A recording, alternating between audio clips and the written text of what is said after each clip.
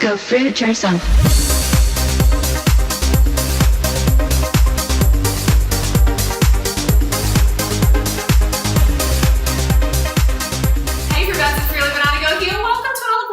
So just got off the bike, did about a 30k bike ride, and I've been basically getting on the bike pretty much every morning since it's been dry, because the forecast has been like rain, rain, rain, cold, cold, wet. And if it's dry when I wake up, I'm gonna seize the moment and get my ass out there. So that's what I did this morning, and I'm about to have my data read. But before I do, I wanted to just do a bit of a Flashback Friday quickly. I want to show you footage from when I was like 1.5 years on this lifestyle, because I know there's some of you out there who are at that stage where you don't think you're going to transform. You know, you've put on weight, or the weight's not coming off as quickly as you want to. So I want to show you some footage from when I was on this lifestyle early on. So check it out. Got J24. Caramel flavour. Deep caramel. My name's Freelee, and I'd like to talk to you about why I eat a low-fat, raw vegan diet as opposed to a gourmet raw diet. What do you got in your basket there, Freelee? Mangoes, plantains, nim nim mangoes. Nim nim. What kind are they? Nim nim. Nim nim. Right. And the variety is Now got right. Navdak Mai. Eating sugar, natural glucose in the rain. Right.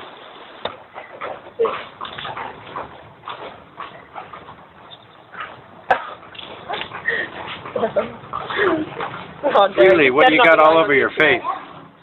Mango madness. So this is a mono meal for Freelee. As usual, she's really good at eating one type of fruit per meal. Very inspiring. These are big, juicy non-doc mais. 2, 4, 6, 8. 8 mangoes. 8 mangoes. Do you feel satiated enough, or Yes. how many calories roughly? Well, some of them are a bit small, so they probably have about 150 to 200 calories each. Okay. That's how it's done, folks. Mono meal And make sure you get it all over yourself. in Thailand. Yeah, get it all over your lips, and then put your scraps back into nature, compost.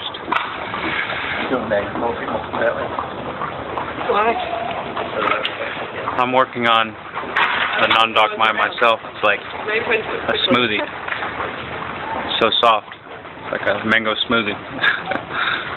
Okay, so as you can see, I had a bit more cushion for the portion, definitely, and I didn't feel good about myself. Like, looking back, looking at that video, I just can see how awkward I am. And I remember thinking at the time, will you fucking get the camera out of my face? I do not want to be on YouTube. I do not want the world to see me like this, because I was focusing a lot on my external appearance. And my good friend Derek at the time doing the filming, he didn't know, of course. He didn't know how I really truly felt, because I kept it to myself, because I was kind of ashamed of feeling so unconfident. So it just goes to show, you know, you can transform so much on this lifestyle. And I was just in such a bad place at the beginning, like that I actually rode across Australia for weight loss, by the way, mainly for weight loss. Rode across Australia over 3,000 kilometers solo by myself, and I filmed a lot of that process. And I put that up on YouTube, and I was in the videos.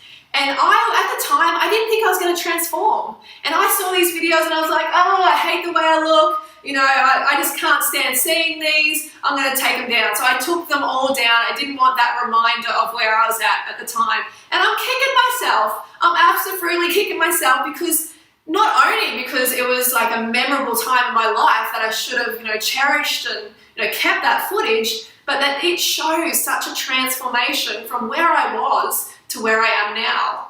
So I just want you to know that transformation is possible. It will happen. It's kind of like a given that it will happen, but you must stay on track. And if you're at that time, at that place in your head where you're like, I'm never going to transform, blah, blah, blah, all this negative stuff, you got to get out of that spiral, because it will spiral you down. If you're not strong enough, you got to harden the fuck up. You got to get over that and focus on health, healing, and fitness. Okay, repeat after me: health, healing, and fitness. Get a new focus. And I know I say this all the time, and I'm going to keep saying it until you embrace that concept in your head. And, you know, use that transformation I just showed you as inspiration. I mean, I can't tell you how much I've changed, but I know a lot of you have followed me for a long time and you can see it yourself. So yeah, carve up, get those carbs in so you feel good about yourself. Focus on the right things, you know, embrace the moment, be grateful for what you have in life. Your weight is not everything in your life and it's going to change, okay? All right, so that's my little pep talk for this morning. Hope it helped. And I'm about to get into my Dina-ring. I will see you soon. Okay, so we're going for a walk. Figsy is over there somewhere. And some of you might be like, oh my God, it's Groundhog Day for Freelee. She does the same shit every day. How boring. Well, I'm going to say it is actually good for you if you have an empowering routine that you do every single day that helps you become a better person. As long as that routine you have is actually empowering you, then fuck yeah, Groundhog Day is good for you. You know, if your routine is making you become a better person every single day and it's accumulating until you just become extra awesome, then you got to do it. You know, I love coming out here in nature and, you know, and connecting with nature, getting that fresh air, being by the stream here that was like Torrens yesterday. It was dirty and Torrens, and now it's like tranquil and calm. I love coming out here. It's just so good for the soul, and seeing Figsy happy and enjoying herself and getting some exercise, I couldn't think of a better routine, to be honest. So embrace the groundhog if it is definitely empowering for you and for your day.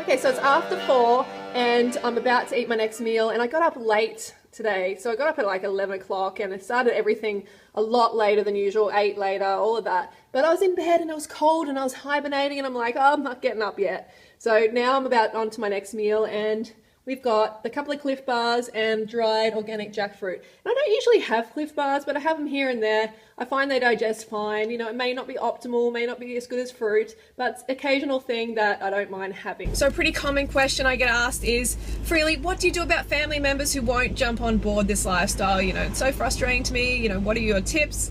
Well, it's a hard one, okay, because people want to do what they want to do, whether you want them to do something else. So you can't control them, you can't hold them down and stuff potatoes and fruit down their gullet, even if you want to. But what I do is, look, I give them the message. First up, I show them exactly how it's done, I tell them about it, I be the example myself and do all of that stuff, all that good stuff first, and then I see if they catch on or they try and, you know, have a go at the lifestyle. And if they don't, then you've done all you can. What more can you do? Be the example, show them exactly how it's done, and then walk away. That's all you can do. And I know how frustrating it is because you love them. You know, it's like my dad. Oh, it breaks my heart because he knows how to do it. You know, I've told him a million times, and he follows me basically, and I love you, you fool. But I wish you would change your diet and lifestyle because it's killing you. And, you know, like when we stayed with my dad during Ride, and I actually, I cleaned out, I got Harley to distract my dad, and we cleaned out his whole kitchen, I mean his whole like fridge of all the rubbish, got all the rubbish out, and we replaced it with all this vegan food, all this yummy vegan food. And Dad was pretty pissed when he found out, but he got over it, and he ate a lot of the food.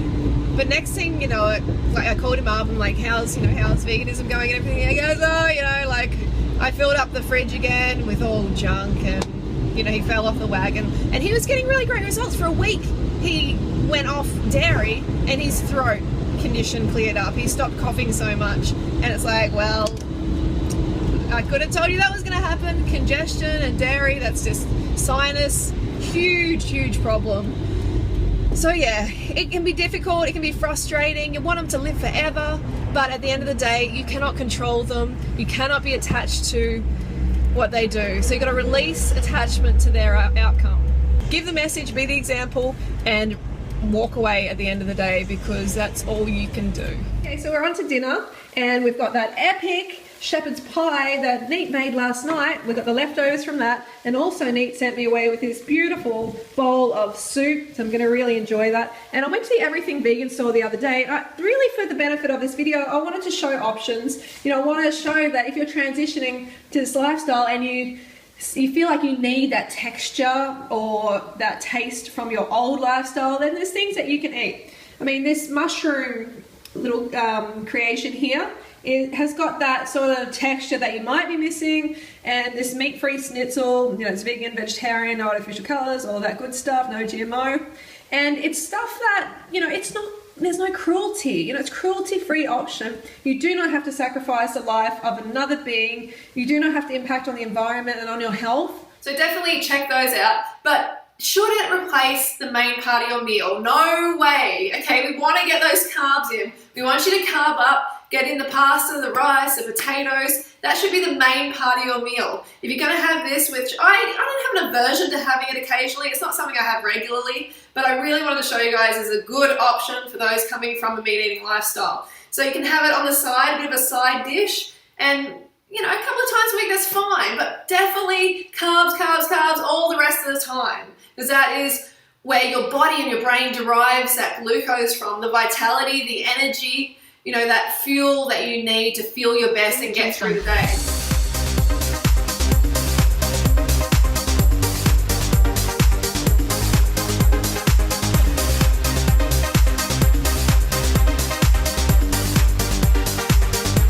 Banana Girl.